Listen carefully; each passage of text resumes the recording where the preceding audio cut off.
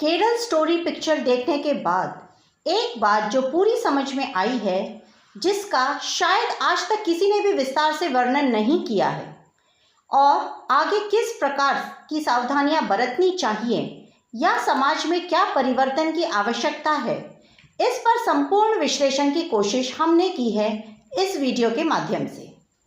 आप सभी से अनुरोध है कि इसे धैर्यपूर्वक देखें, समझें और जहां पर भी आवश्यकता हो इसको फॉरवर्ड कर दीजिए। इस वीडियो के माध्यम से हमारा उद्देश्य सिर्फ अपनी बच्चियों को बचाना है, ताकि जीवन पे उन पर किसी भी प्रकार की कठिनाइयां ना आएं।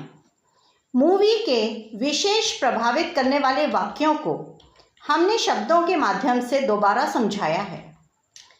हिंदू देवताओं के बारे में, भगवान शिव के बारे में बात करते हुए आसिफा ने कहा कि उन्होंने अपनी मृत पत्नी को अपने कंधों पर ले लिया और पूरे देश में यात्रा की और वह एक साधारण इंसान की तरह रोए।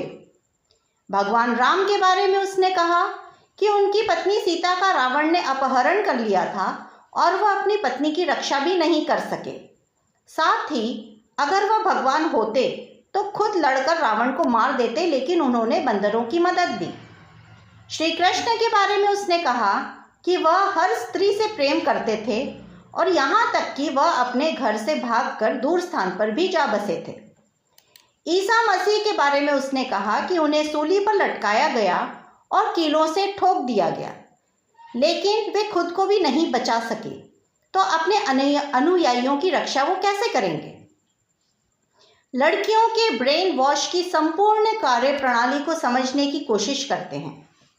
एक बात और हम बता दें कि लड़कियों के ब्रेन वॉश और उनके धर्मांतरण के लिए विदेशों से भारी मात्रा में पैसा आता है, जो बखूबी रूप से इस मूवी में दिखाया गया है। इस मूवी में आसिफा की वजह से रमीज, अब्दुल और मुजीब इतने आसानी से शालिनी, गीतांजलि और ईसाई लड़की के करीब आ गए। दरअसल वो आसिफा ही थी जिसने उनकी मीटिंग्स को मैनेज किया और लड़कियों का ऐसा ब्रेन वॉश किया कि वे लड़कियां उन तीनों लड़कों से बहुत प्रभावित हुईं। रमीज ने सिर्फ शालिनी से छुटकारा पाने के लिए मालदीव जाने का नाटक किया, और जब शालिनी अफगानिस्तान के युद्ध क्षेत्र के सीमावर्ती इलाकों में एक जर्जर घर में एक छोटे बच्चे के साथ रह रही थी, तो इशाक ने भी अपनी मुठभेड़ को नकली बना दिया। आसिफा ने जमीन तैयार की, उन तीन लड़कों ने उन लड़कियों को अपने प्यार में जकड़ लिया। मौलवी ने कमाल की व्याख्या की कि हमें अल्लाह के पास क्यों जाना चाहिए। यही बातें सामूहिक रूप से लड़कियों को धर्म परिवर्तन के लिए तैयार करती हैं। मुख्य मौलवी ने कहा कि हिंदू धन के लिए एक भगवान के पास जाते हैं, सत्ता के लिए दूसरे भगवान के पास जाते हैं और अन्य चीज़ों के लिए दूसरे भगवान के पास जाते हैं, लेकिन इस्लाम में इतनी जगहों पर जाने की ज़रूरत नहीं है। एक ही ईश्वर है और वह सब कुछ के लिए अल्लाह ही है।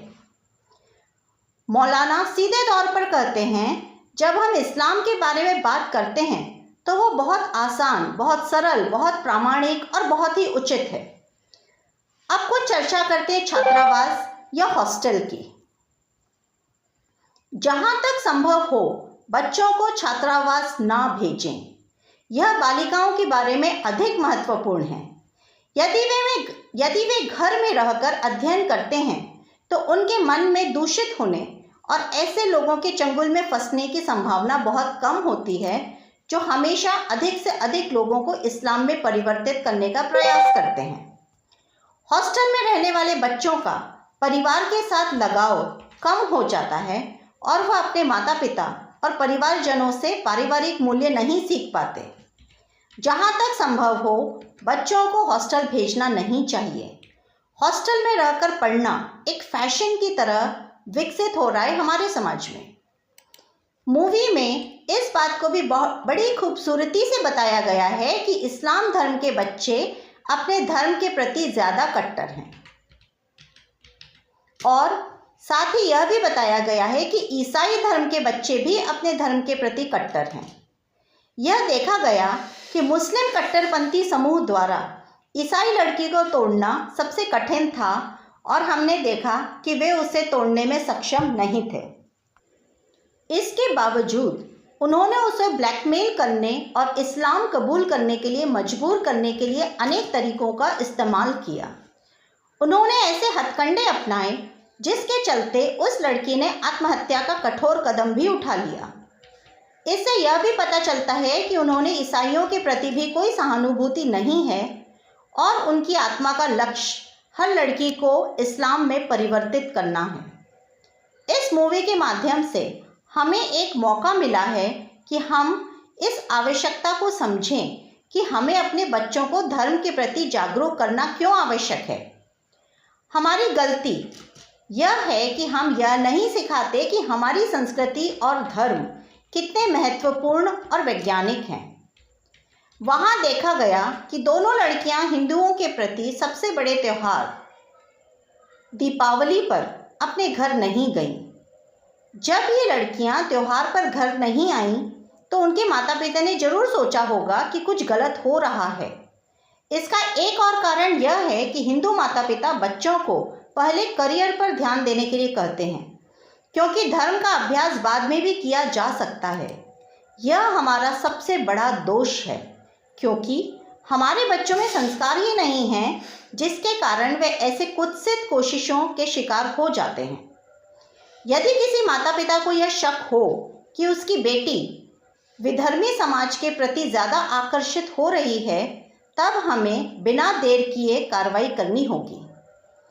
जब दोनों लड़कियां हिजाब पहनकर अपने घर पहुंची और जब वे इतनी अजीब हरकतें कर रही थीं, तभी उनके माता पिता ने उन्हें इसी समय समझाया होता और उन्हें हिंदू धर्म में वापस लाने के लिए विशेषज्ञों से परामर्श सहित सब कुछ किया होता।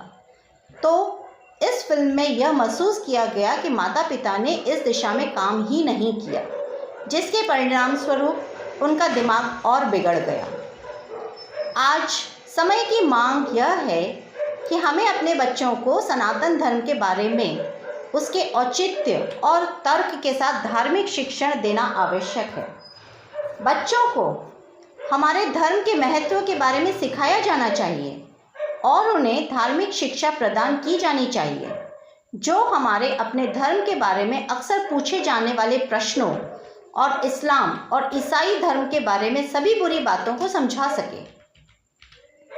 हिंदुओं के धार्मिक या सामाजिक कृत्य का वैज्ञानिक आधार होता है। केवल सनातन धर्म ही वैज्ञानिक है और विज्ञान के पैमाने पर न्याय संगत है। इसका प्रचार बच्चों, खासकर लड़कियों को करना चाहिए। सामाजिक दृष्टि से यदि हम देखें तो यह सत्य है कि धर्मांतरित लड़कियां वापस हिंदू धर्म में आ सकती हैं। इस फिल्म में यह भी महसूस किया गया कि एक बार जब कोई हिंदू लड़की दूसरे धर्म में परिवर्तित होने के कारण अपने परिवार से अलग हो जाती है, तो यह धारणा है कि वह हिंदू धर्म में वापस नहीं आ सकती। यही वजह है कि शालिनी इशाक से शादी करके और यहाँ तक कि सीरिया जाने के लिए भी तैयार हो गई। खुले मंचों पर इस बात की चर्चा होनी चाहिए कि अगर कोई लड़की इस्लाम या ईसाई धर्म अपना ले तो भी इस्लाम या ईसाई धर्म छोड़ने में कोई हर्ज नहीं है। वह किसी भी समय वापस आ सकती है और समाज उन्हें स्वीकार करेगा।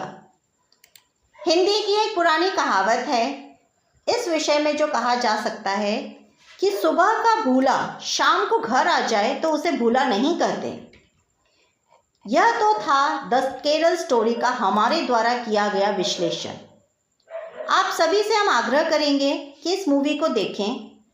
जो हमने आपके सामने तर्क रखे हैं उस पर विचार करें, और यदि कोई नई बात जो आपको इसे देखकर ध्यान आए या कोई ऐसी बात जो आपको स्ट्राइक करे, शायद वह हमसे छूट गई हो, तो वह भी हमें बताएं, ताकि जो हमारा उद्देश्य है हिंदू धर्म की लड़कियों को विधर्मी समाज के चंगुल से बचाना, वह पूरा हो सके।